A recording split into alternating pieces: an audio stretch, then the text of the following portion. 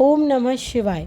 स्कंद पुराण में आज की कथा, जिसमें बर्बरीक और विजय की गुप्त क्षेत्र में साधना तथा पांडवों से बर्बरीक की भेंट। कर्मकंटक को घर पर छोड़ घटोत्कच अपने पुत्र को साथ ले आकाश मार्ग से द्वारका को गया। वहाँ श्री कृष्ण आदि यदुवीरों को प्रणाम किया। भगवान श्री कृष्ण ने उन्हें आशीर्वाद दे अपने समीप बिठाया वे कुशल मंगल पूछा। घटोत्कच बोला, यह मेरा पुत्र है, यह आपसे कुछ प्रश्न पूछना चाहता है, इसीलिए मैं यहाँ आया हूँ। बर्बरीक ने अब श्री कृष्ण को प्रणाम किया। वे पूछा कि संसार में उत्पन्न हुए जीव का कल्याण किस साधन से होता है। इस पर श्री भगवान बोले, प्रत्येक वर्ण के लिए पृथक उत्तम श्रेय बताया गया है।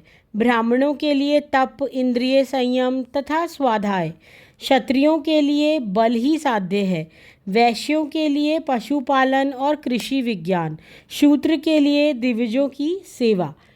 तुम क्षत्रिय कुल में उत्पन्न हुए हो, पहले तुम ऐसे बल की प्राप्ति के लिए साधन करो जिसकी कहीं तुलना ना हो, फिर उस बल से दुष्टों का दमन और साधु पुरुषों का पालन करो।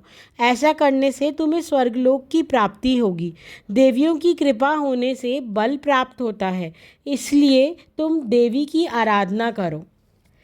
अब ये सब जानकर महिसागर संगम तीर्थ में 9 दुर्गाएं निवास करती हैं, वहाँ जाइए, उनकी आराधना कीजिए।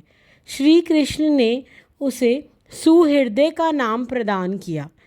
तब भगवान श्री कृष्ण वहाँ बैठे हुए सब यादवों को प्रणाम करके सबकी आज्ञा ले बर्बरीक गुप्त क्षेत्र को चला गया।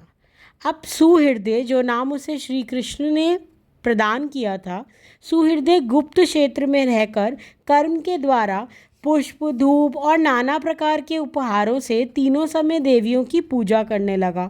3 वर्षों तक आराधना करने पर देवियां उस पर संतुष्ट हुई और प्रत्यक्ष दर्शन देकर उसको दुर्लभ बल प्रदान किया, ऐसा बल जो तीनों लोकों में किसी के पास नहीं है। वह बोली, कुछ काल तक तुम यही निवास करने की आज्ञा, हमारी आज्ञा से कुछ काल तक तुम यही निवास करो। अब मगध देश के ब्राह्मण विजय वहाँ आए।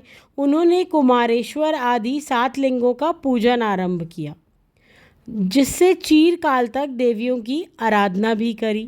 संतुष्ट होकर देवियों ने स्वप्न में आदेश दिया, आंगन में सिद्ध माता के आगे संपूर्ण विद्याओं का साधन करो। सहृदय हमारा भक्त है, तुम्हारी सहायता करेगा। अब सब देवियों को प्रणाम कर सहृदय ने निद्रा रहित एवं पवित्र हो देवी के स्तोत्र का पाठ किया। विजय सुखपूर्वक आसन पर बैठे गूंग गुरुभयो नमः इस मंत्र से गुरुओं को नमस्कार किया। गुरुजनों को प्रणाम करने के बाद गणेश्वर विधान आरंभ किया और गणपति के उत्तम मंत्र का वर्णन किया, जो सिद्धि देने वाला था, जो इस प्रकार है।